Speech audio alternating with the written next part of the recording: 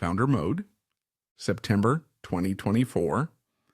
At a YC event last week, Brian Chesky gave a talk that everyone who was there will remember. Most founders I talked to afterwards said it was the best they'd ever heard. Ron Conway, for the first time in his life, forgot to take notes. I'm not going to try to reproduce it here. Instead, I want to talk about a question it raised. The theme of Brian's talk was that the conventional wisdom about how to run larger companies is mistaken.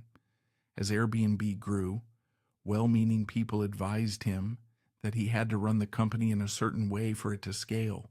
Their advice could be optimistically summarized as hire good people and give them room to do their jobs. He followed this advice and the results were disastrous. So he had to figure out a better way on his own, which he did partly by studying how Steve Jobs ran Apple. So far, it seems to be working. Airbnb's free cash flow margin is now among the best in Silicon Valley.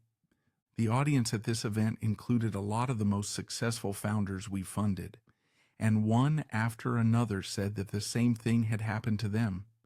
They'd been given the same advice about how to run their companies as they grew, but instead of helping their companies, it had damaged them.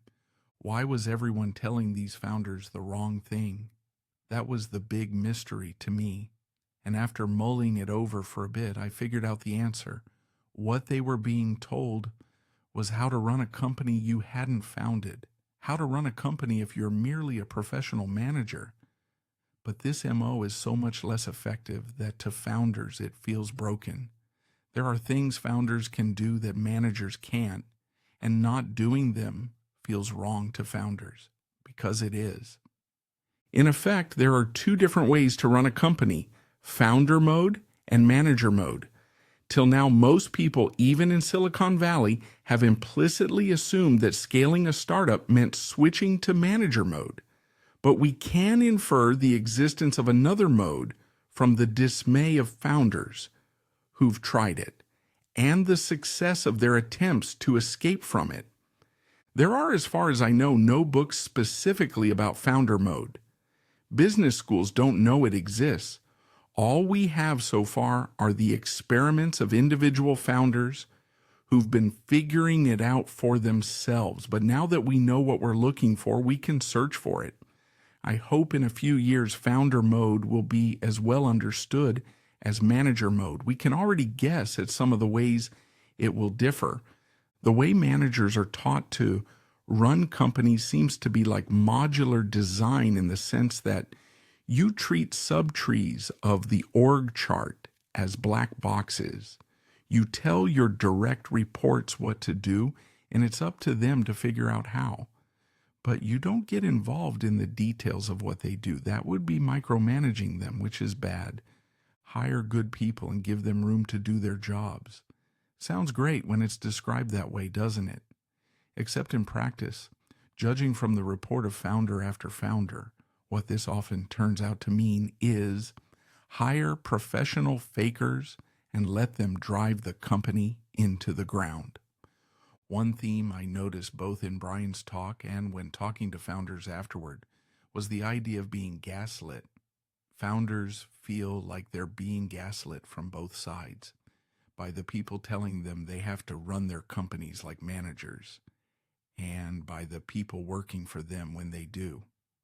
Usually when everyone around you disagrees with you, your default assumption should be that you're mistaken.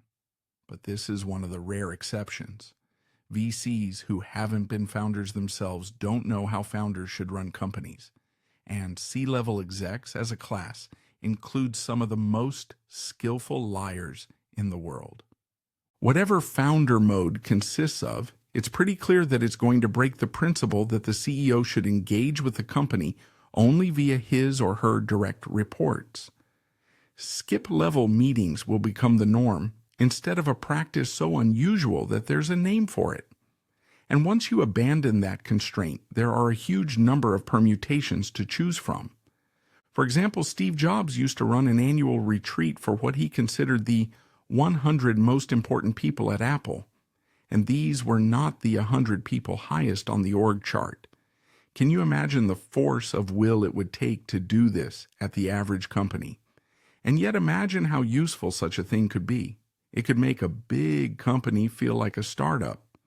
Steve presumably wouldn't have kept having these retreats if they didn't work.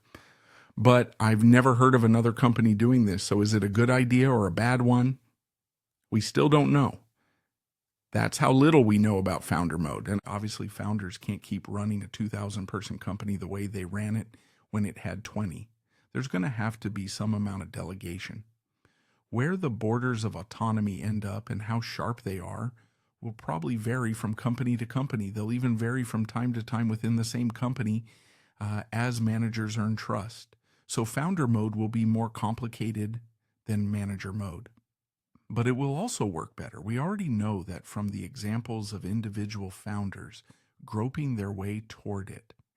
Indeed, another prediction I'll make about founder mode is that once we figure out what it is, we'll find that a number of individual founders were already most of the way there, except that in doing what they did, they were regarded by many as eccentric or worse.